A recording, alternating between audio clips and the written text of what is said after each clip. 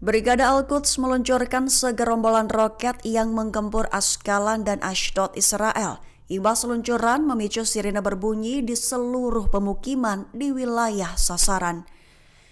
Mengutip Al-Mayadin pada 22 Mei, serangan dari Al-Quds ke Israel itu terjadi pada Rabu 21 Mei 2025 malam.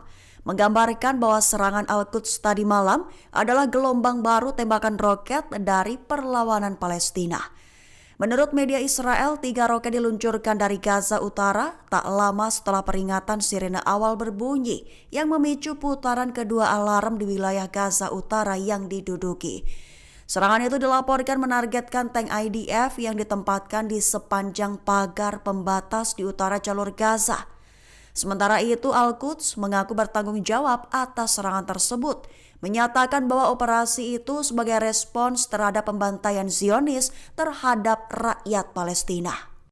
Inggris jatuhkan sanksi ke Israel sebagai upaya jegal atas tindakan Perdana Menteri Israel Benjamin Netanyahu menangguhkan negosiasi perjanjian perdagangan bebas sebagai respons atas agresi brutal IDF terhadap sipil di jalur Gaza. Mengutip Tribun News pada 22 Mei, hal itu diumumkan oleh juru bicara Kementerian Luar Negeri Inggris dalam pernyataan resminya baru-baru ini. Dalam pernyataan ditekankan bahwa Inggris tidak akan tinggal diam ketika hukum internasional dilanggar. Sehingga sebagai tanggapan, Inggris mengambil langkah konkret untuk Israel.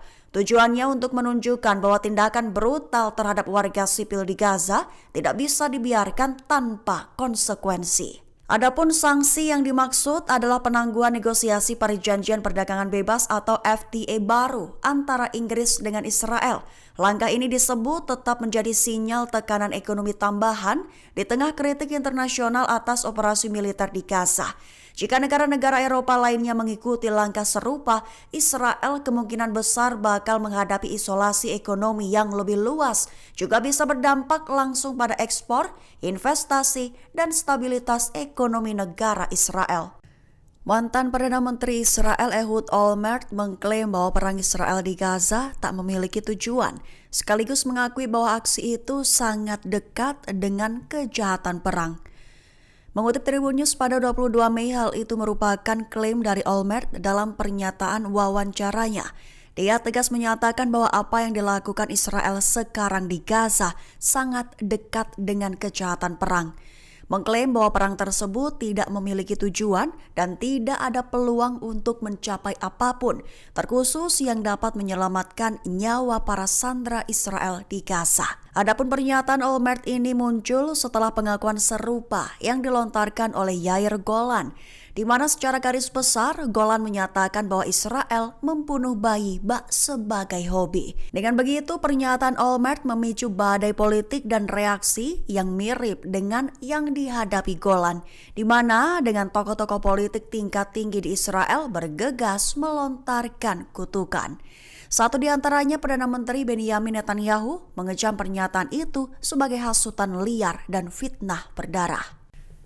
Pasukan Israel dilaporkan telah melontarkan tembakan ke arah delegasi 30 diplomat Arab dan Eropa tepat saat mereka mengunjungi kamp pengungsi Jenin di tepi barat pada Rabu 21 Mei 2025.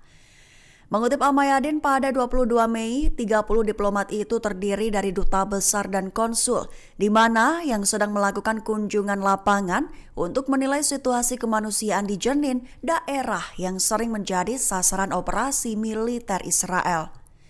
Sebagai respons, Kementerian Luar Negeri Palestina mengutuk insiden tersebut, menggambarkannya sebagai serangan terhadap misi diplomatik dan meminta pemerintah Israel bertanggung jawab penuh dan langsung atas serangan pengecut tersebut. Lebih lanjut, kementerian menekankan bahwa insiden itu tidak akan luput dari hukuman, sekaligus meminta masyarakat internasional, khususnya negara-negara yang terwakili dalam delegasi yang menjadi sasaran untuk mengambil sikap yang jelas dan tegas. Sekira 90 hingga 100 truk bantuan dari PBB telah bersiap di penyeberangan Karim Shalom, sekaligus diklaim akan siap menuju ke jalur Gaza dan didistribusikan ke warga sipil di sana. Mengutip The New Arab pada 22 Mei, kabar itu diutarakan oleh Stefan Dujarric, juru bicara Sekretaris Jenderal PBB Antonio Guterres dalam sebuah pernyataan pada 21 Mei 2025. Lebih lanjut, dia menyatakan bahwa hal ini terjadi karena otoritas Israel hanya mengizinkan tim PBB, terkhusus dalam hal untuk melewati satu area yang sangat padat, di mana dikhawatirkan akan melewati jalur yang mudah dijarah mengingat kekurangan yang berkepanjangan sudah melanda Gaza. Walaupun begitu, ia juga menyampaikan harapan bahwa truk pertama akan mampu membawa barang-barang ke gudang PBB sebelum didistribusikan ke penduduk Gaza yang tengah berada di bawah ancaman kelaparan parah. Zona perang Lebanon dikabarkan kembali memanas sejak Rabu 21 Mei 2025. Terbaru, 3 orang dilaporkan menjadi target serangan dalam serangan drone militer Israel di wilayah selatan. Mengutip Al Mayadin pada 22 Mei, insiden itu terjadi pada Rabu 21 Mei malam waktu setempat, di mana Kementerian Kesehatan Lebanon menyatakan bahwa serangkaian serangan pesawat berawak Israel telah menargetkan beberapa kota di Lebanon Selatan. Hingga Rabu, 3 orang telah menjadi target.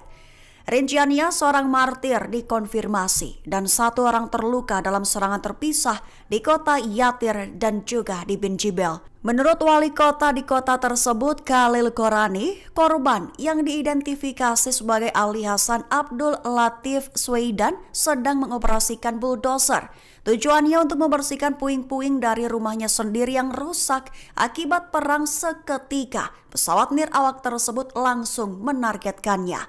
Sementara dalam serangan terakhir, 1 orang dilaporkan tewas setelah serangan drone terhadap sepeda motor di kota Aitarun di distrik Bin Jibel.